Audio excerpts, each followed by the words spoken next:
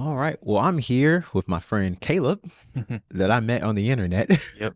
We The met, dangerous place. yeah, I think you just emailed me about a month ago. Yeah. And then we just started talking and we got on a Zoom call. hmm And then eventually you came because you live about, what, 40 minutes away from here? Is Yep. that about right? Yeah. So you and Wayne came to check out our community of faith, and that was really cool. And It then was we awesome. went to Alabama Biscuit afterwards Yeah. and talked for hours, hmm and it felt so natural, didn't it? Yeah. It's like I knew you and Wayne for a long time, Yep. longer than a month. Yeah. So it's been a really cool month. So I'm grateful to have you on this video in this podcast episode. Yeah. Thank you for being here. Of course. And so my first question for you is: we met on the internet. What made you reach out to a stranger? Yeah. I don't know. I think honestly, over the course of my years in college, it's weird because this isn't probably what you'd expect, but I think some of my closest friends I've met on the internet. Mm, hmm. Um, Not all of them, of course, Uh huh. but the way I found you was my friend Wayne, who you mentioned, came across your channel, and he was excited to show me, and he's like, "This guy lives in Birmingham," Mm. and so I watched a few of your videos, a few of your interviews, listened to some of your music, and I thought it was really Mm. awesome. So I just wanted to reach out to you, see if we could link up, and Awesome. I'm really glad it worked out. Yeah. Yeah. Yeah. And I wasn't weird or anything. No, I mean I like weird, Yeah. but like yeah, Not like not crazy weird, yeah, right? not too Yeah. crazy. Yeah. Yeah. I'm glad Wayne hooked us up because Yeah. it's funny. I had two people tell me about Wayne before I met Wayne. It was Yeah. you and then this friend from Australia, Daniel. Daniel, yeah. I just met Daniel the other You met day, Daniel? so yeah. Okay. Yeah. Wow. So we're all connected I now. know, yeah. That's awesome. Mhm. Yeah. So man, the internet can still do great things, Oh right? yeah, And of course. make some good connections. Well, I want to dive right in. All Okay. right. So, a question, and you can take your time answering this question. What is a theological or spiritual question that you've wrestled with recently? Hmm. I know you're a deep thinker about these Yeah. things. Something something I've been reflecting on lately is actually this is kind of if you know me, this is like not normally my wheelhouse, I guess, but I've been thinking about the passage in Matthew, I think it is, where the Lord, did not we cast out demons in Mm, your name? And uh-huh. then the Lord Yeah. responds, "Depart from me, I never knew you." Yeah. Um, and so that's very powerful, that Mm, passage. uh-huh. Like the message is really intense. And I've had that passage I would say wielded against me. Mm, Um, and I guess in the past, the way that I was kind of brought up, that notion of, there are fake Christians out there, um, and those people who in the end are going to hear that from mm, Jesus, mm. "Depart from me, I never knew you." Yeah. It was largely rooted, I've found, in their theology was wrong. Mm-hmm. They didn't believe the right thing. Yeah. Um, you know, and I don't know, I just the fruit of that in my life, I guess doesn't work. Mm, Like the people who believe the right thing, the people who are the most pious, the most religious, the most dogmatic, it's not there's no correlation there I found between that and love and mm. and good fruit. Uh-huh. Um and I don't know, even like the thief on the cross in the gospel narratives, like I'm sure that guy didn't have any theology Mm. or like Uh, probably very little that was yeah, accurate. that's a good point. Yeah. All he did was humbly request. Yeah. And so I've been thinking about that, like, because as I'm sure we'll probably get to, I'm a universalist. Uh-huh. And so from that angle, it's a passage you have to think about what does this mean? Yeah. But it's there and it's real. Mm, And so I've been thinking about it, and I was reading in First John chapter 4, probably my favorite passage mm, or chapter in the mhm. entire scriptures. Yeah. And one thing that kind of jumped out at me was where the author says, "He who does not love does not know God, Mm, for God is love." mhm. Specifically when he said, "does not know God." Yeah. And those are the words that, the Lord says E is, "Depart from me, I never exactly. I knew never you." knew you. Yeah. And Ooh. what does it mean to know God? Yeah. To love, right? That's Yeah. not about your theology. That's about, you know, Man. that's about love. That's who God is. God Uh-huh. is love. Man. Love, um, like biblically. love is not really, well, I would argue, I'm not a scholar or anything, but I would argue love is defined once Mm, biblically, mm, which is in First John, where it says God is love. mm, And that's the definition that we get. mm-hmm. And then love is described all throughout. Yeah. Yeah. It's not this concrete thing that you can nail down, um, or, you know, like define. Mm-hmm. But the fruit of it is so evident Mm-hmm. to everyone. Yeah. Good trees bear good fruit, That's right. bad Yeah. trees bear bad fruit. And Yeah. like to love someone is to, I don't know, just offer that goodness of God that we're all so blessed to receive Mm-hmm. to other people. And that's like what it's about. It's not about labels. It's not about, I love theology. Like I love studying Yeah. theology. Uh-huh. And I can become, I think, caught in that snare sometimes where like that becomes too much of the That's right. focus. Yeah. And it's really, that's not what it's about at the end of Yeah. the day, Mm. So that's something I've been kind of thinking through a little bit and Mm. meditating on. I love that. Yeah. And as you were talking, I thought about my grandmother, Hmm. who I don't know if her theology is, you know what I mean? Like Yeah. I don't know where her theology's at. She's Yeah. often says some stuff. I'm like, but I know she loves. Mhm. That woman knows how to love. She doesn't let me leave without, getting something in my on a plate to go or whatever. And That's the best. you know what I mean? So I think about a grandmother, and Yeah. I'm sure me and you both have been blessed to witness love Mm-hmm. and to witness someone that is, practicing what they believe instead of just talking about what they believe or Yeah. trying to articulate what they believe in a nicely, orderly fashion. You know what I mean? Mm-hmm. It was more to their walk than just what's up here, right? Yeah. And not discounting what's up here too, because I think Yeah. what's up here is important. Of course. Yeah, Love the like, Lord your God with your mind. That's part of it. that's right. It's You like know? all of us. Yeah. And I think ultimately all of that leads to love, Mm-hmm. which is good, man. Yeah. I was reflecting a little bit honestly on the drive up here, about how kind of just the way I was raised. I was actually instructed that the idea that God is love, which has become honestly the central dogma, ideology, Mhm. just guiding force in my entire life. Yeah. I was instructed that that was the most dangerous passage in the scriptures. Really? Yeah. I think it was coming from the lens of like people can abuse it to justify sinful behavior, and like it doesn't matter because God is love. Uh-huh. Which again, that's not God's character either. Mhm. Because if you think about like the story of Jesus and the woman at the well, he says, what does he say? He says, "Neither do I condemn you. Yeah. Go and sin no more." Uh-huh. So it's not, you don't have to pick one or the other. You Yeah. don't have to have the condemnation, or the sin. Like Uh-huh. the way of Christ is to leave both of those behind. Yeah. That's good. And even I was even driving up here and I saw someone with a coexist bumper sticker, Mhm. and I remember just anytime I'd see a coexist bumper sticker when I was a little kid in the car, being told like, oh, that's that person doesn't get it. That person is just deceived or something like that. And like, that's just like, I don't know, man, like treat people well, regardless of if you have like ideological differences. Yeah. Seems like such a basic, like human decency Uh-huh. type thing, like that's not a dangerous message, Yeah. but it's just my paradigm has, definitely in no small part due to like encountering people like you and being part of like groups like this at DF, like Yeah. my paradigm has shifted in a lot of ways.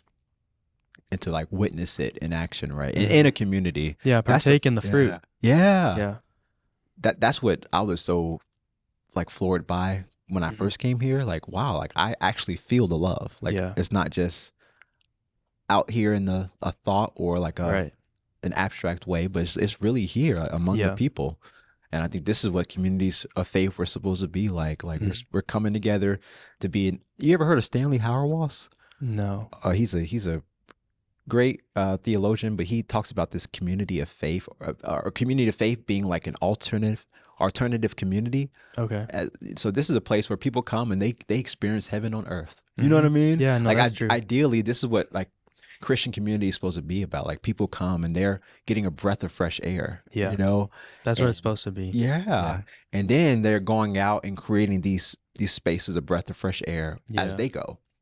So hopefully, like my home one day could be a breath of fresh air to somebody, right? Absolutely. Or a conversation I'm having at a coffee shop could be a breath of fresh air Yeah. to somebody. So we're just kind of taking that. Does Yeah. that make sense? That kind of reminds me, like the past few years, I've been on student leadership with my campus ministry, Chi Mhm. Alpha, which I love Chi Alpha. Mm. And not at like my attachment isn't to the organization, it's to the people, you Mhm. know. But one of the things that leadership was stressing over the last couple of years was this idea of being outward facing. So at one of our retreats, we did kind of a demonstration where we all stood in a circle, all the student leaders, and we kind of linked arms and faced each other on the inside. And like it was great. We were with all our friends and people that we loved and Mhm. people that we knew, but someone on the outside, they would see backs turned to them, you know? And there's no just focusing inward on what's there there's nothing missional about that. Yeah.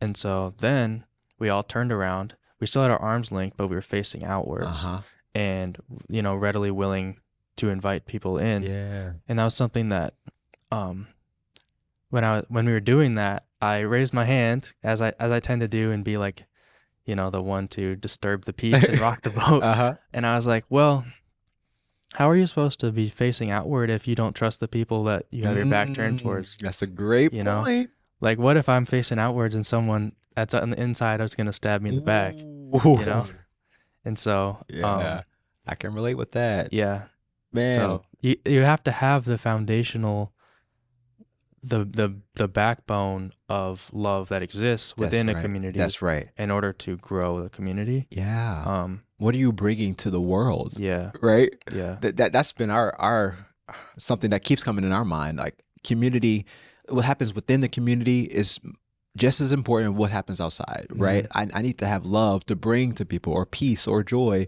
to bring to people. If I'm not experiencing that within my community of faith, what am I going to bring to people? Yeah, exactly. And then I love that illustration too, because there's arms linked. So it's like we're coming together. Yeah, you're still together. We're still together. Yeah. There's no pressure on maybe one person having to, I don't know, do everything or, be everything. But it's like we're coming together. Yeah. Yeah. So anyway, sounds like a good shout group. out to Chi Alpha. I love my community. I'm going to miss all those people. Yeah. Well, you shared something with me before. We don't have to talk about that, but I said something about existence. So my question for you is, what is making you excited about existing these days? That's a great question. The first thing that comes to my mind is my fiance. She recently returned home from study abroad in Europe, and it's just been amazing having her back here. I love her to death. And she brings so much light and joy to my life. And she is we're so different in a lot of ways. Yeah. Which is just awesome. And I think we really sharpen each other and strengthen each other. She teaches me a lot about the character of God. She consistently has. I'm just like, I feel like I won the jackpot being with her. So that's awesome. Yeah, that's the first thing that comes to my mind. But honestly, just like the opportunity to, I'm in a transitional period in my life where I'm transitioning from a college student to hopefully an adult who's like functional and stuff. Yeah. And so like building new communities and forging new connections, and also just kind of trying to figure out what is the thing that I'm gonna do to serve and to love. What does that actually look like practically? And being able to do that with like the person that I love so much is just really, I'm really blessed, and that makes me excited. Yeah. That's awesome. Yeah. Isn't it beautiful when relationships teach you maybe just as much about God as you're in the Bible, or what I mean? Even more, I think, to have a human being to practice love with, right? And to practice patience. And, there's something there, something beautiful there, that relationships. That I was talking to a friend a while ago, another person, stranger danger from the internet. And he's a good friend of mine, but it was at the beginning of, I think, what I would label my deconstruction. Hmm. That's the best way I can describe it. Yeah. And I was struggling with, initially my deconstruction was,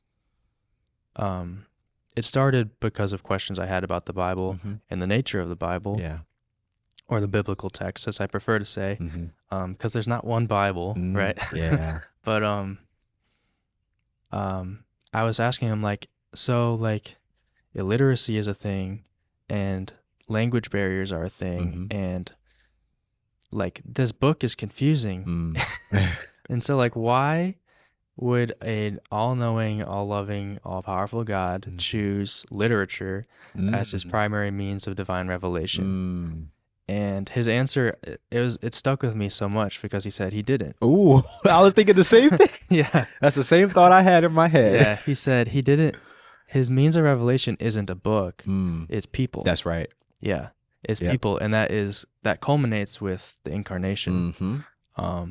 But The Word of God is a person. the Word of God is a Come person. on. Yeah, and people wrote the Bible. Like, I Yeah. know, Yeah. that's, you're not supposed to say that, but, like, I mean, it's obviously, true. like, I mean, yeah, yeah. and so that was really profound to me, and I found that to be so true. Hmm. Yeah. This Yeah. is people talking about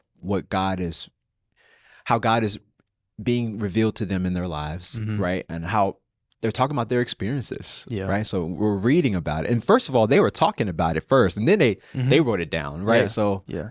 we're getting like the second hand, or you know what I mean? Mhm. So there's even stuff that we're missing there, but Yeah, lots of stuff. yeah. Yeah. I think I'll always go back to like the first Bible that I have been drawn to is nature. Mhm. And I always go back to, in the beginning, God created. Like he did this Yeah. before the Bible came to be. Yeah. He did this before he revealed anything to people and Yeah. started to reveal himself, Yeah. right? God's self to people. Like creation was like, this was like the first sign of Yeah.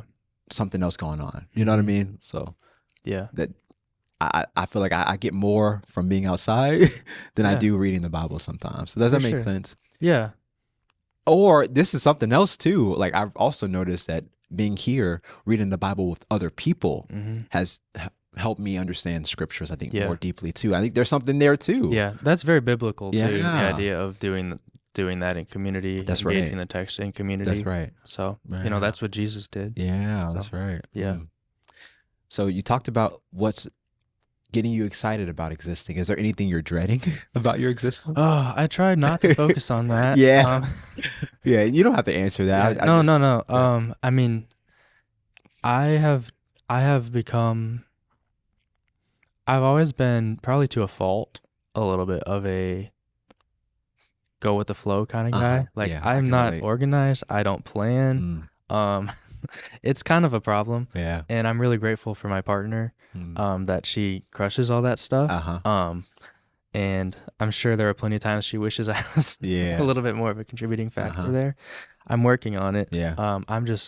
That's not how my brain tends to go. Mm. I'm just so scattered. Yeah. I'm all over the place. Mm. It drives me crazy sometimes, but Uh-huh. I mean, I think it's a blessing and a curse. But what am I dreading? I guess I don't fear uncertainty inherently Mhm. for the most part. Yeah. But I mean, there are things about the transition to, like, real legit adulthood Yeah. where, like, okay, I'm gonna have to be financially independent. Mm-hmm. I'm gonna have recurring expenses. Yep. And I'm that's gonna have right. to do enough. I'm gonna have to figure out how to, monetize my time somehow, so I Yeah. can, take care of those and Yeah. eat. Uh-huh. And kind of just, like, learning how to balance more healthily, like, relationships, my health, physical health, mental Yeah. health, things like that. So Mhm. I wouldn't use the word dread necessarily. Yeah. But I mean, it's a challenge Mm. to think about Yeah. what that's going to look like, because I really know very little about what it's going to look like right now. I understand. Yeah. Well, I can share this. I graduated 6 years ago from college, well, Mhm. from undergrad, and I think my life has been better since leaving college. Yeah. Yeah. I think part of it, I go with the flow too. I think I'm more go with the flow, but like I plan at the same time. I don't plan as much as my wife. Mhm. Like she plans more than I do, Yeah. for sure. but like I do go with the flow. But I like just being free and kind of just, Mhm. and so school. I'm still in school, Yeah. and so I'm really looking forward to being free there. But I understand that those questions and those Yeah. uncertainty, because the thing is that doesn't go away. No. I may have it. I may know how I'm going to pay my bills, but that doesn't mean that that's going to stay consistent for the rest of my life. Right. Yeah. That uncertainty doesn't leave. So Yeah. good luck. Thank you. As Yeah. Obi-Wan Kenobi said, in my experience, there's no such thing as luck. Yeah. Oh, that's a great transition, Isn't it? right? I set you up there. You sure did, because I was just about to go there. Uh, we just celebrated May the 4th, Absolutely. right? And I know Yep. you are a big Star Wars fan. Huge. Okay. Yeah. So before we start this conversation, we talked about the spirituality a little bit about the spirituality behind Hmm. Star Wars, and I know you're a big fan of that. So let's spend Yeah. some time talking about that. Yeah, absolutely. I'm excited. Yeah. Yeah, May the 4th be with you. Uh-huh. Late. Right. Um, Uh-huh. yeah, so I've loved Star Wars ever since I was 6 years old. Mm-hmm. Really random how that came about because my family isn't really into it. Mm-hmm. So I just kind of saw it through a friend and then just like fell in love, started digging into everything. Uh-huh. But I've realized like over time, my appreciation for it has not, it's grown, but it's also changed like what I love about it Mm. in some ways. Right. Like when I was a younger kid, like I love like the battles and the lightsabers and Uh-huh. the spaceships and Yeah. all of that stuff. And I mean, I still do. Mhm. Like that kind of thing is still awesome. But like thematically, I've realized the depth. Mm. I think every time I watch Star Wars, which is probably too often, just something new like jumps out at me. And so yeah, thinking about it in terms of spirituality, especially over the last years, I've kind of been on that journey myself Yeah. more so. Mm-hmm. There's a lot. So I'm going to spoil Star Wars Okay. with this conversation. Yep. So if you haven't I, seen it, just go ahead and pause yeah, no, I and don't come want to. back to this this video and this I don't this want to turn your conversation. listeners away, but Yeah. it's probably worth it to, if you haven't, Yeah. but I haven't seen the newest. It was the Last Jedi. yeah, I haven't that's seen good. that one. That's good. We can Okay. talk about that. Okay. That's a good thing. Okay. Okay. So don't spoil that one. Well, Yeah. I mean, if you can avoid Yeah, it. we'll talk about that too. Okay. Don't worry. Okay. But yeah, anyway, so George Lucas created a 6-episode saga, Mm-hmm. and he started with episode 4. So he Mhm. did 4, 5, 6, and then went back a few years later, did 1, Uh-huh. 2, 3. And in the prequel trilogy, the first 3, Mhm. the Jedi Order is like this galaxy spanning organization Mhm. of these powerful, they're basically monks, Mm. right? So like a lot of Lucas's influences for the Jedi specifically were rooted in Zen Buddhism. Uh-huh. And George Lucas himself actually identifies as a Buddhist Methodist. Mm. That's his religious identification, Uh-huh. which is really interesting. Yeah. But so the Jedi have a lot of like really beautiful and I'd say Christ-like ideals. Like their emphasis on selflessness Uh-huh. and discipline and pacifism and things of that nature. Mm-hmm. But in my view, what the prequel trilogy kind of exposes is their glaring flaw is that they miss love. They lack love. Mm-hmm. And so there's this prophecy in the story. There's this prophecy. It's very messianic, honestly, but it's called the prophecy of the chosen one. Uh-huh. And it's this figure who is prophesied to bring balance to the force and eradicate the dark side. Yeah. And it's this boy Anakin Skywalker, and he's born a slave. He's freed from slavery. He leaves his mother. She remains in slavery, and he's taken to the Jedi temple to train.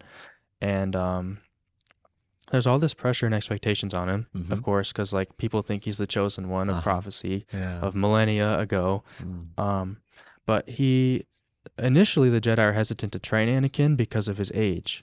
Because normally Jedi, they take infants from their families to train them, because if they take them as infants, they can't form attachments. They haven't had time yet to develop those emotions. Yeah. Because the first line of the Jedi Code is there is no emotion, there is peace. Mm. is very Buddhist. Mhm. Um, and Anakin Anakin swears to his mother when he leaves that he'll come back and free her. Mhm. And, there's all this stuff that happens. She ends up passing away. He fails in his mission to free her. That kind of drives him more so, I think, towards resentment of the Jedi and Mm. their ideals. Mhm. But anyway, there comes a point where he is forced to make a decision because Anakin is he loves the Jedi. They're basically like his family. Mhm. All of the people who he's ever known, but he also loves his wife. Mm. And that has to be a secret because Jedi aren't allowed to marry. Mm. So he has this relationship kind of under the table, behind closed doors, Uh-huh. and he starts to have visions about his wife dying, Mm. and he's just absolutely ruined, like emotionally devastated by this, and he's striving every way he knows how to figure out how to save her because he has the trauma from failing to save his mother, Mhm. who he had similar visions about. And he turns to Master Yoda for advice, and Yoda basically advises him, "Hey, let go. You know, um, attachments are the way to the dark side. Fear Mhm. of loss is the way to the dark side. Mm. Death is a natural part of life, Mm. and let go." Uh-huh. And like all that stuff isn't even wrong necessarily. That's the thing. Like death is a natural part of life. Mhm. But so is love, and trying to Yeah. restrict that Yeah. is really, it ends up being really damaging to him, and what forces him to look in other places, Mhm. which ends up being the Emperor and the dark side, and he Uh-huh. becomes Darth Vader. And the chosen one, the messianic figure, falls and turns to the dark side. Mhm. But anyway, he has a son, Luke Skywalker, Uh-huh. and Anakin's fall and the ensuing events result in the complete eradication of the Jedi. Mm. So the whole order, which was directly connected to the galactic government, Uh-huh. it all crumbles. They're all dead except for Obi-Wan and Yoda. Mm. And then Luke is kind of like the last hope that they have to overthrow evil in the Empire Mhm. and the Emperor. And so when Luke gets old enough, this is what the original trilogy is about. Obi-Wan and Yoda train him, and he grows powerful. He dun dun dun finds out Darth Vader's his father, Uh-huh. and in Return of the Jedi, which is Episode 6, Luke is forced to confront that reality that Darth Vader, the most evil man in the galaxy, responsible for torturing his Yeah. friends, is his father, Mm. and Obi-Wan comes to him and he says, "Hey, you have to kill him. Like that's the solution. Is you have to face him and you have to defeat him." Mhm. And Luke says, because ultimately he loves his father, Mhm. he says, "I can't. Mm. I can't kill him. He's my father." Mhm. And Obi-Wan's response to that is really telling. He says, "Well, then the Emperor's already won." Mm. And in his mind, he's written his former Padawan Anakin off to the extent that he really genuinely believes the only way forward is for him to die. Mm. Um, and Luke ends up confronting Vader and the Emperor, and it's the climactic scene in the throne room. And Luke is bearing down over his father, and he has defeated him in combat. And Vader's defenseless, and the Emperor's kind of goading Luke into striking him down.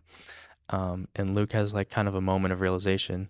He throws the lightsaber away, and he says, "Never, I'll never turn to the dark side. You failed, Your Highness. I Mhm. am a Jedi like my father before Mhm. me." So he he redeems in a way the label. Like he doesn't throw away the Jedi. Uh-huh. He redeems the Jedi. And through that final kind of act of love, Anakin is able to return and finally fulfill the prophecy, defeat the Emperor, and he passes away not as Vader but as Anakin Skywalker Mhm. again. Mhm. And it was that love. It was the love for his family and for Mhm. his friends Yeah. that ultimately is what redeemed the Jedi, and that was the very Mhm. thing that they forbid. Uh-huh. And so that to me that represents Christ, Yeah. because our Christ is profoundly relational. Mhm. I mean, if you look at his ministry, he hung out with people. That's what he That's did. right. He Yeah. talked to people. He hung out with people. He wept. Mhm. He laughed. Celebrated. Got Um, drunk. maybe. Maybe. Yeah. Yeah, I know he drank. Yeah. They He called him a drunkard. yeah. But he that was kind of the taboo thing for the Jedi, was that Yeah, type of attachment, but it yeah, ultimately was what redeemed them, redeemed the chosen one, yeah. and defeated defeated the forces of darkness. So Hmm. I kind of I love that connection. I don't know how well I kind of explain that, but No, you did good, especially showing the importance of love through all of this. yeah. Like it was in the order of the Jedi to renounce love, Mhm. right? But it was Yeah. love that ultimately made everybody win, right? Yep. Yep. Yeah. So Right, right. it's really cool to me, really powerful. Mm, It reminds me of Jesus. yeah. Um, there's there's twists and turns along the way, but like I just love that that's Luke. Ultimately, his heart is I think of love believes all things, love hopes Hmm. all things. Yep. And when literally nobody else, like there's not a single other being in the galaxy who believes in Darth Vader's capacity for redemption, Luke does. Mm, And Luke is willing to sacrifice himself for the hope of it. yeah. And it's what saves the galaxy. So, So Luke is Christ in some well, ways. in some ways, Some yeah, ways, yeah. but I mean, who's the chosen one? It's Y- Anakin. So, Yeah. it's not a direct Yeah, you're parallel, right. You're right. Uh-huh. but I don't think Jesus fell to the dark side, Yeah. but that's not in any of the passages I've read. Uh-huh. But yeah, no, I just love is what love at the end of the day is that's the force Yeah, that is redemptive and is purifying and that's right. is restorative. Mm-hmm. Hmm. Yeah, not fire, Yeah, not hate. yeah. Yeah, I just finished. I reread "Love Wins" by Rob Bell, Hmm. the book that got him kicked out of like Yeah. evangelical I haven't spaces. read it, but I'm somewhat familiar. Yeah, so I'm Yeah. I'm just going through. I read it in 2019, Hmm. like in kind of the middle of my deconstruction. Well, maybe the beginning. It was the beginning parts for Yeah. sure. But I read a copy that I couldn't write in, and Yeah. I love to write in my books, so I had to read it again and then write in it, right? So I have some things to talk about. But Yeah. that is his aim. Like that's how he's reading the scriptures and the story of Christ. Like this is Hmm. this is about love. Like Hmm. you don't transform people by hate, Yeah. by fire. By I mean, fire can be a purifying thing. Does that Hmm. make sense? Hmm. So it's not like ultimately love is what brings us to God, what Yeah. brings us to um, the best versions of ourselves as human beings, right? Hmm. Yeah. And that's just make more and more sense as I've embraced that reality. So I'm Hmm. grateful Star Wars Yeah. is preaching the Well, gospel in some yeah. ways, right? You mentioned another thing I wanted to hit on because you mentioned the sequel trilogy, which you haven't seen, Yeah. which keep it that way Hmm. because in 2012, George Lucas, I'm a little bit of a purist, but I'll explain. I'll Hmm. explain. Okay. George Lucas sold Star Wars to Disney Oh. in 2012, and they ended up making episode 7, 8, 9, and a bunch of other stuff. Uh-huh. Um, and this is my opinion, of course. It's really, really bad. Oh. It's really bad. It's actually like an abomination Ooh. You to are speaking some like powerful words yeah, here. no, it makes You're it gonna honestly step on some toes. I'm not a fiery, indignant, angry guy, but Yeah. man, some of that stuff makes my blood Oh boil. wow. Even But like the Mandalorian type of stuff. well, I don't think the Mandalorian I haven't seen we it. we don't have to talk about that right Okay. now. Okay. Sounds But good. Touchy but subject. um I have a religious parallel there too because the new stuff, I mean, I could talk for literally days about all the Yeah. problems, but ultimately it's corporate Mm. and it's soulless. Mm. So the original Star Wars saga, the episodes 1 through 6, like it or hate it, that's George Lucas's vision. Uh-huh. That's his creative vision. His fingerprints are all over it. Mm-hmm. Um, and the new stuff, the the bottom line was profit. Mm-hmm. In the eyes of the creators, it was maximizing profit. Mm. It was creating movies that they felt would appeal to the widest possible audience, and in Mm. that way, they alienated the audience. Ah. Um, and it's very corporate, and soulless, as I said. Like, to illustrate that, like episode 7, Disney inherited with Star Wars the like probably the biggest intellectual property in the world, Mm. as far as like just the franchise, its value, its brand recognition. Uh-huh.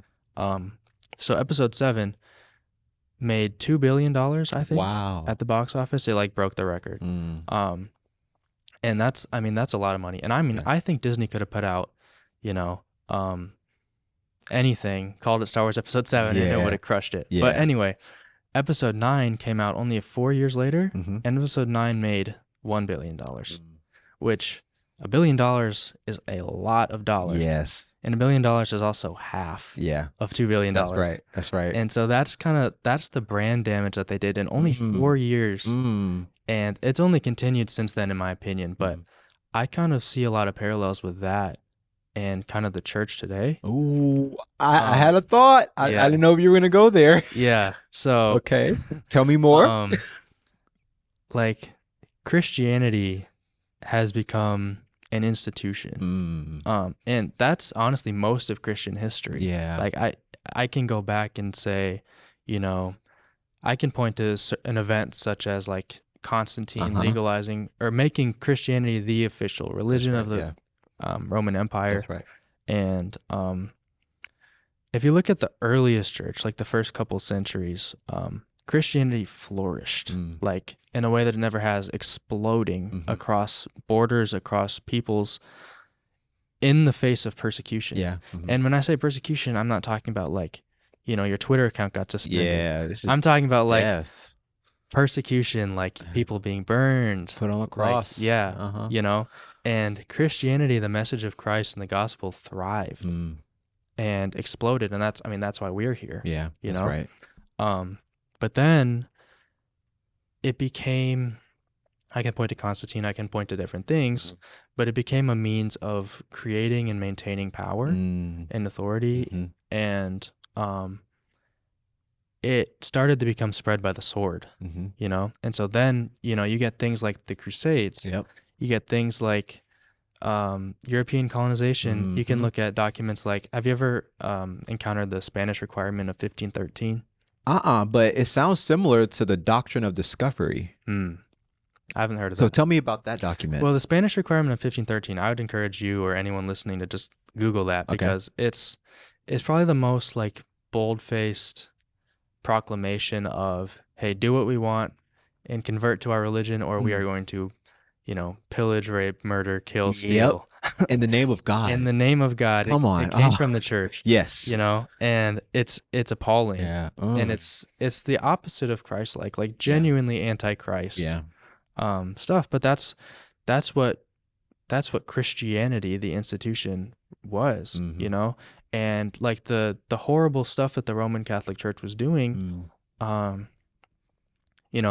making people pay to have their sins forgiven, not letting people read Bibles, that was horrible. And then you get guys like the Reformers, you get guys like Luther, Calvin, Zwingli, those people who very rightly recognize, like, hey, these are travesties, this is not right. Yeah. And, bravely made reforms. But then you look more into these guys and they're burning people and drowning people and hate Jews. And like, it's like, and then, you look around us today in the United States and all that's going on, and Christianity, you look at any research or polling data and it's declining. Yeah. It's been declining.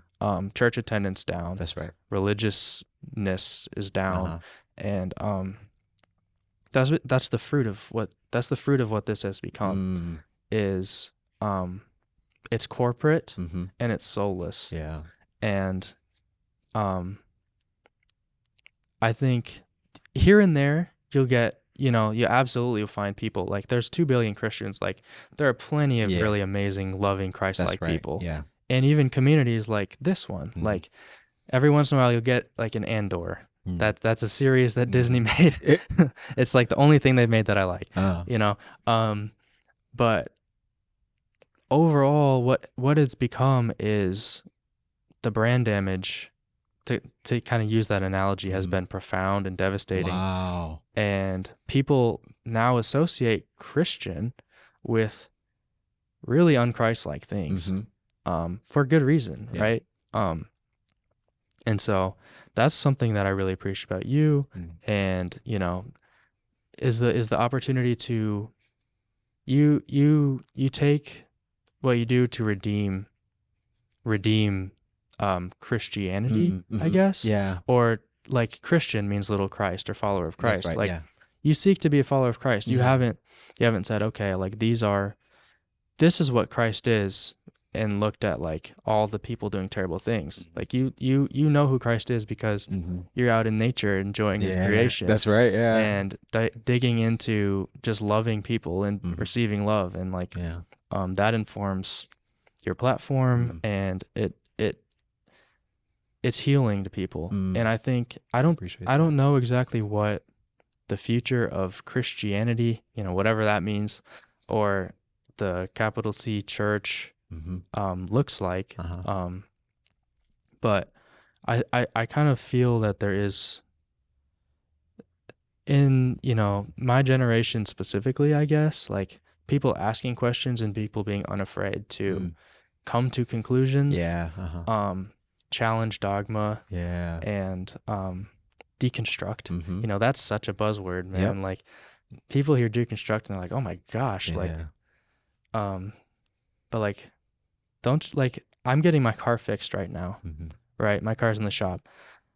They're not gonna like look at my car from the outside and like try to, figure out by looking at it Yep. from 6 feet away, like Yeah. what's wrong. Like they're That's gonna take right. that thing They're apart. gonna take it apart. Yeah. The things that are broken, they're gonna take out, Yeah. discard, and replace. That's right. That's what deconstruction's about. Yeah. And it's an ongoing thing too, Yeah. because you're going to continue to drive your car. And the Mhm. more you drive your car, the more wear and tear. Yep. So there might be something else that you have to address. Yep. Like it's an ongoing thing. Mhm. And I think people were doing it before they called it deconstructing. Yeah. I think Yeah. that's Of that's course. what we've talked about it. Like Mhm. people, we're always doing this as we keep ourselves open to God's movement and the Spirit's movement. Yeah. We're going to continue to be transformed, and thoughts that we had before, ideas we had before, we're going to have to let go for the sake of Mhm. further growth and Yeah. further love. Like Yeah. we're making more room for the love of God to be seen in our reality. Yeah. And that means we have to let some stuff go and be open to new things coming. Hmm. Yeah. Mm. So anyway, to try to cap that off, I don't know if I've been like, You've I been don't on know if fire I've so made far. sense, You've been but preaching so far. Disney inherited this thing, this powerful force that is Star Wars, Mhm. the way that we as Christians have inherited kind of the legacy and the ongoing work of Christ. Wow. And they have really botched it. Mm. Like, and that's the fruit of that is clear. Like they've still yet to turn a profit Yeah. with the intellectual property, Mhm. which at one point was, it was printing money, Mhm. and it was never about money, but Yeah. people loved it, Yeah. and that's why it was successful. So, Mhm. I see a lot of parallels in the church. I just, Mm. you know, Yeah. That connection was yeah. fire, man. Did you think about that a lot? I've been thinking about that more Man, lately. Yeah. that's a really good connection and a good way to summarize what's going on and what making sense of what we're seeing, because we're all seeing it, we're all noticing it. Now you're giving some more words to give to just explain what's going on. Yeah. So I appreciate that, and I appreciate Thank you. you naming some of those things that are happening, because it's going on. Mm-hmm. Yeah. Right? I mean, it's all my perspective, of course, Yeah. but Mhm. yeah. But I see a lot of what you're saying. Yeah. So. Well, we know, I think we have an idea of where the church is going, maybe. I think we're going into, I think, another reformation, like a big change, a big shift. And someone says, I think it was Phyllis Tickle, somebody like that said this happens every 500 years, just about, Okay. because Yeah, I guess we're on track. yeah, we're on track. So this is just part of, I think, the expansion of the Spirit, right? I think this is just a reality that there's something that comes new in, and then there's a transformation that occurs. Because what does Jesus say? I'm gonna, don't let me botch it. I'm gonna botch it on the video. Of course, you can't put new wine in old wineskins. Yeah. Right. Yeah. No, that's good. There's just a continuing Mhm. transformation that's occurring naturally, I think, as God continues to work and move. which is a beautiful thing for me. I think I'm Mm-hmm. really optimistic. Yeah. So, in light of all of what you're saying, where do you think maybe humanity is going, and Yeah. maybe where the church is going? Yeah.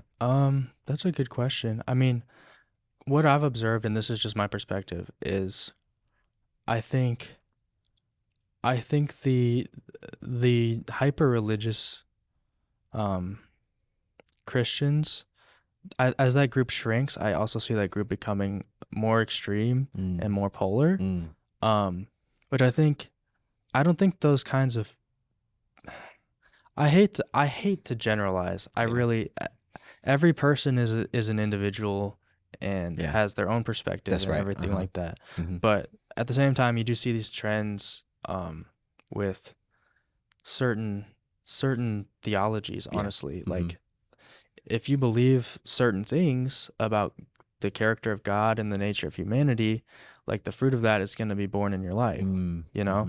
hmm. If you believe that God is this tyrant, who I Hmm. was kind of raised to believe that God was, and Yeah. if you believe that humanity is totally depraved, desperately Yeah. wicked, as I was raised to believe that we Uh-huh. are, um, that's just going to bear fruit in your life. That's right. And so I don't think those pockets are necessarily going to go away.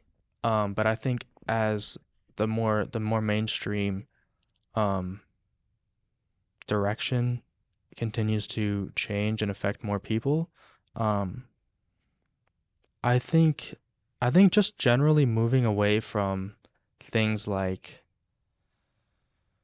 dogmatism Hmm. and bibliolatry, Mm. which is a word that I learned recently, Explain that and word for me. uh, basically like a worship of the scriptures. Mm. Um, Mm. like the Father, Son, and Holy Bible Yeah. type thing, you Yeah. know, Uh-huh. which is just that's not what that is, Mm. you know. But Caleb, as I worship the Bible, aren't I worshiping God? No, no, you're not. What do you mean? Uh, well, that's a book, Mm. you know, Mm-hmm. and it speaks to the character of God. Like we actually have, I believe, the records of the written teachings of God incarnate. Mm-hmm. I believe that is contained in what we call the Bible. Yeah. Mm-hmm. And the Bible contains, what that man had as his scriptures, Yeah. which is the Old Testament. Uh-huh. And it contains some of the earliest Christian theology. That's right. And it contains another really weird book that's apocalyptic and Mm-hmm. confusing. Yeah. Um, Uh-huh. and there's other stuff in there, but like, um, the Bible is so valuable. The biblical texts have, I don't think there's really anything you could read that is more worth your time Mm. than the biblical texts. Uh-huh. I really believe that. So I'm not advocating for throwing them out the window Yeah. by any Yeah. means. Study them, and Yeah. not only what they say, but what they are Yeah. too. Mm-hmm. I think there's so much biblical illiteracy in Yeah. multiple ways. Yes. Not only Uh-huh. what the texts say, but like what the texts are, the Yeah. history of the Bible, the Uh-huh. nature of the Bible. Um, but yeah, Mm. that's not God. That's not even a biblical position. Mm. The That's right. word of God, the Bible never describes itself as the word Mm. of God. Uh-huh.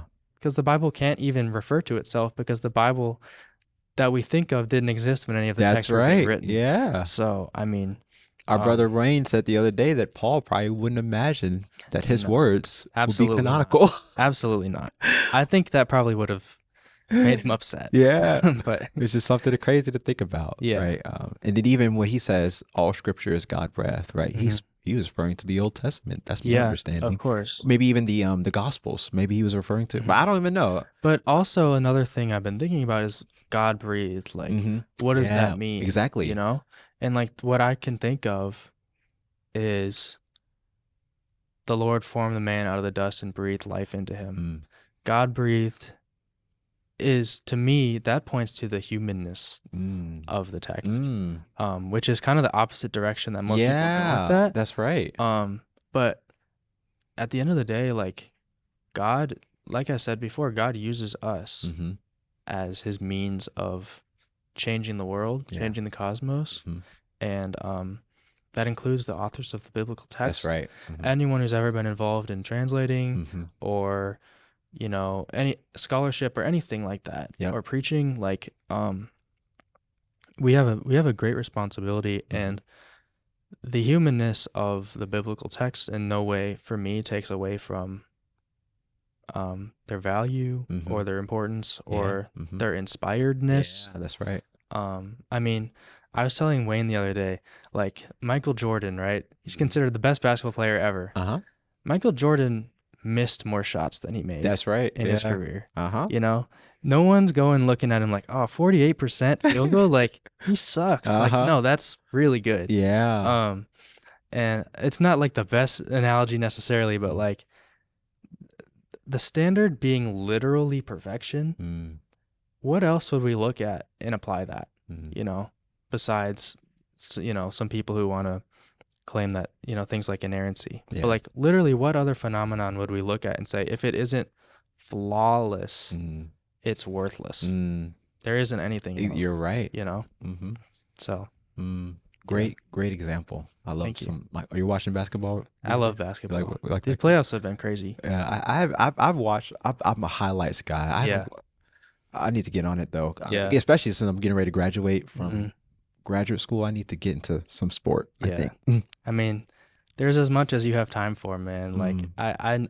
there was a time where I was watching a lot of sports Yeah. and it was a little too much. But Mm. anyway, yeah, it's Mm. fun. Well, I got another question for you, and Yeah. this is probably the last question I'll ask, and we'll kind of land our plane. So I talked about we talked about where humanity is going, and maybe where Hmm. the church is going. This is just a question I thought of as I was thinking about our conversation today. Yeah. Where, in your eyes, in your perspective, where is God? Where is God? Where is God?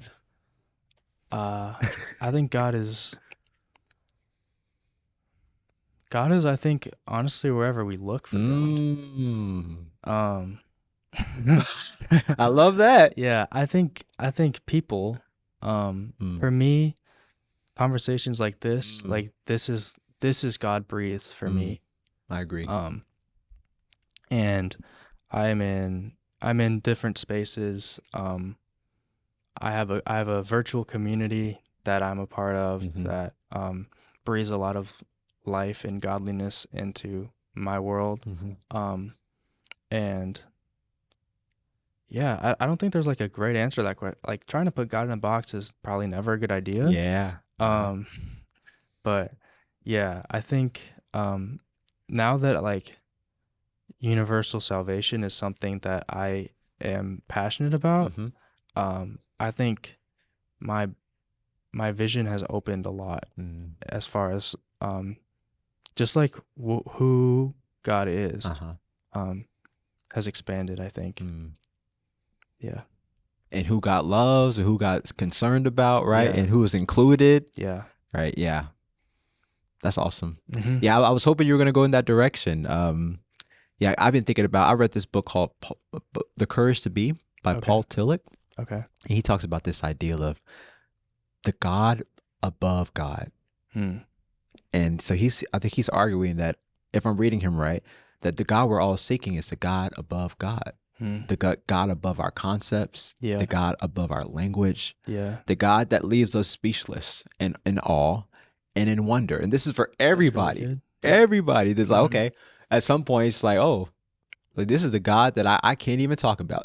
Yeah. Yeah, I'm gonna try though, Yeah. because maybe these words are I think if anything, these words are more helpful for me than anything, right? Yeah. And helping me be grounded, right? Yeah. But the God that we're all looking for is the God above God, the Hmm. God above our our our understanding. Yeah. And think the God above God continues to reveal Yeah. who God is, I like because that. I mean, it grows. Hmm. Mm, Yeah, I like that a lot. mm. Speaking of grounded, what keeps you grounded in light of? I know you had a journey this past year. Hmm. Just wrestling with ideas and even coming to this conclusion about universal reconciliation. Hmm. What grounds you as you question and as you wrestle? That's a good question. I think there have been a lot of times where nothing has, Mm, and I've definitely felt the effects of that. yeah, just Like floating and existential dread, yeah, anxiety, terrible yeah, place to be. yeah. But right now, what grounds me is I want to say love. Mm, Um, and you know, the primary means through which I experience that are the people around me. mm-hmm, My communities, the conversation partners, my fiance, Mm-hmm. of course, Mm-hmm. and I just I have the opportunity to participate in a mission here. Mm-hmm. However much longer I have here, Mm-hmm. I don't know, Yeah. but On the planet. yeah, yeah. Um, but like I can learn and grow and share love with other people Yeah. who need it. Mm-hmm. And I don't know. That's really just like a really awesome opportunity that I'm Yeah. grateful for. I love that. Yeah. Just participating how you can, right? Mm-hmm. Even as you were talking about the Bible, I was thinking about like the Bible is a collection of conversations. Mm-hmm. You know what I mean? It's Yeah. essentially this is a dialogue, and we get to contribute to the conversation Yeah. with our lives. Because like if anybody, we could just leave the Bible in the closet, right? And it wouldn't. I mean, we have to engage with the text for the Mm-hmm. word to be active and living Yeah. and participate and continue Right. the conversation. So I'm grateful for what I already see in you, in Mm-hmm. your life, and how you are eager to contribute to the conversation. But not just that, ask questions and continue conversations with others. So I appreciate that, and I Thanks. appreciate that about Well, you. thanks for giving me the chance to do that a little bit today. Yeah, Yeah. yeah. And I'm looking forward to seeing where life takes you. Looking Yeah. forward Me to too. yeah, engage with you more, and yeah. Yeah. So For sure. thank you so much for this conversation. Of course, Yeah. man. Yeah, I appreciate it. Yeah, I pray God's blessings over your future marriage, Yeah. your future career, your future passions and endeavors. What a place to start. How old are you? I'm just 21. 21. Yeah. To have these thoughts at 21 is a gift. Yeah. Thank you. And not to be on some ageism, because you know some people be like, there are gifts that I can have as a 6-year-old too, right? So I'm grateful for where you are, and I'm looking forward to seeing where it goes from I here. appreciate that. Thank you. Yeah. I would like to thank you so much for listening to this conversation with me and Caleb. It was a blessing to me talking to him, and my prayer is that it was a blessing to you listening to our conversation. If you would like to continue this conversation with Caleb, I would encourage you to send him an email at calebmhintz@gmail.com. That is spelled like CALEBMHINTZ@gmail.com. And further, if you would like to support the work I'm trying to do on this channel, a good way to do that is by streaming my music. I have music on Apple Music, Spotify, just about any streaming platform. And you can find that music by typing in my name, Wesley Hargon. Listening to that music will be a simple and effective way to support the work I'm trying to do on this channel. I would like to end this conversation by reading a prayer by Stanley Hauerwas from his book, Prayers Plainly Spoken. The prayer is called Theology as a Way to Control You. And the prayer reads as follows: Revealing and terrifying God, whose very revelation is mystery, forgive our frightened attempts to possess you. You have created us for yourself, but we find that hard to believe, much less live. So we strut across your creation as if we really understood you. Theology becomes our way to try to be in control, dear God, even of you. So we ask for the humility that comes from the unavoidable recognition that you insist on our being your people. What an extraordinary thing. Amen.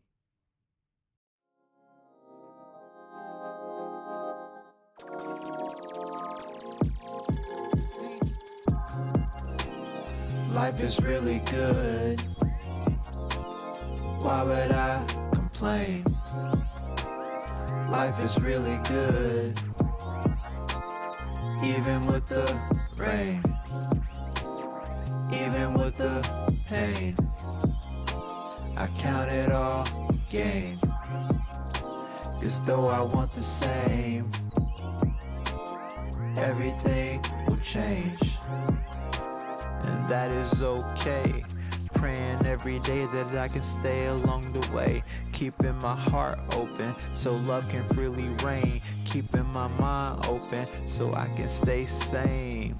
It's so deep, I'm just swimming in gratitude. So even if you hate, I can't really stay mad at you. I'm here to serve, not to give you an attitude, and staying grounded no matter my altitude. 'Cause life is really good. Why would I complain? Life is really good. Even with the rain, even with the pain, I count it all gain.